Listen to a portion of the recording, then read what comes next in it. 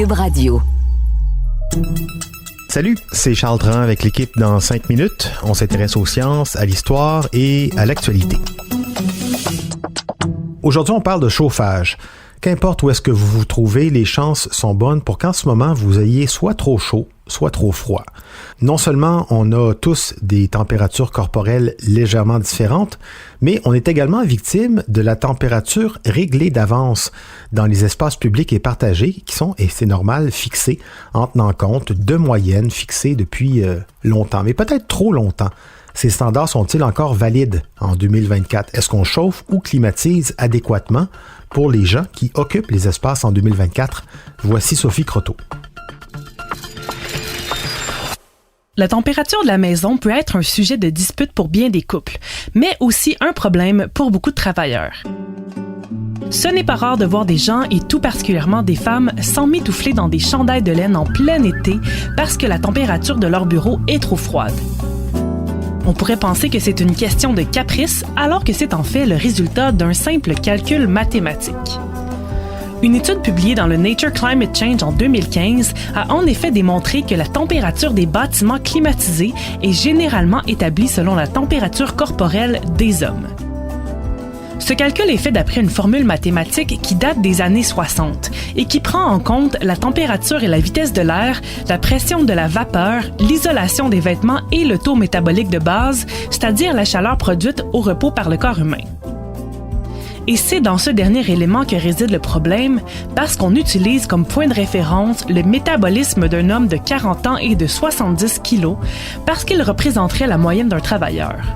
C'était peut-être le cas dans les années 60, quand les femmes étaient encore à la maison et que des hommes en complet composaient la majorité de la population des tours à bureaux, mais les choses ont bien changé depuis.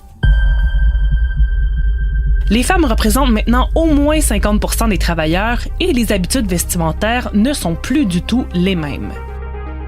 Mais la formule mathématique pour établir la température est malgré tout restée la même et ne tient pas du tout en compte les différences fondamentales des femmes. L'étude rapporte que les femmes préféreraient en effet une température jusqu'à 3 degrés plus élevée, soit 21 degrés pour les hommes et 24 pour les femmes. Mais comment expliquer cette différence? C'est bien simple.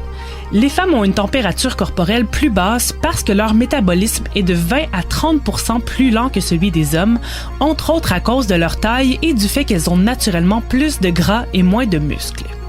Contrairement à ce qu'on pourrait penser, ce sont les muscles qui nous tiennent au chaud et non le gras, parce que ce sont eux qui sont responsables de brûler les calories et de réguler la circulation sanguine.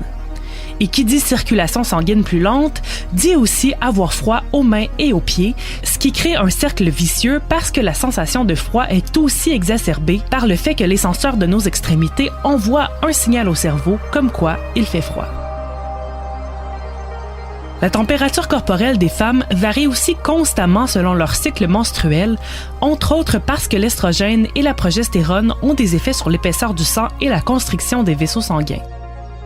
On peut même prendre en compte les vêtements comme facteur parce que les femmes portent généralement des tissus plus légers que les hommes, mais aussi parce que leur buste est souvent à découvert et que c'est là que se trouve le thermostat du corps. Conséquence, oui, les femmes semblent avoir toujours froid, mais ce n'est pas tout. Une étude de la University of Southern California a aussi démontré que la productivité des femmes serait beaucoup plus affectée par la température que les hommes. Côté environnement, les conséquences de ce calcul de température fautif sont aussi à considérer. Pour rester bien froid l'été, les bâtiments consomment plus d'énergie, ce qui crée des îlots de chaleur et aggrave le réchauffement climatique, puisque les bâtiments rejettent l'air chaud des climatiseurs dans l'atmosphère des grandes villes et sont responsables d'environ 30% des émissions de gaz carbonique. C'est sans compter que les femmes doivent souvent compenser avec du chauffage d'appoint, ce qui consomme encore plus d'énergie. La solution idéale n'existe pas, mais des améliorations peuvent être faites. En plus d'augmenter la température de quelques degrés pour trouver un réel entre-deux entre les préférences masculines et féminines, les employeurs peuvent aussi offrir des solutions d'appoint qui consomment peu d'énergie, comme des coussins chauffants ou des ventilateurs, pour que tous puissent se créer un environnement qui leur convient. À la maison, c'est plutôt de s'entendre sur un entre-deux ou même de s'inspirer des Scandinaves qui dorment avec des couvertures séparées la nuit.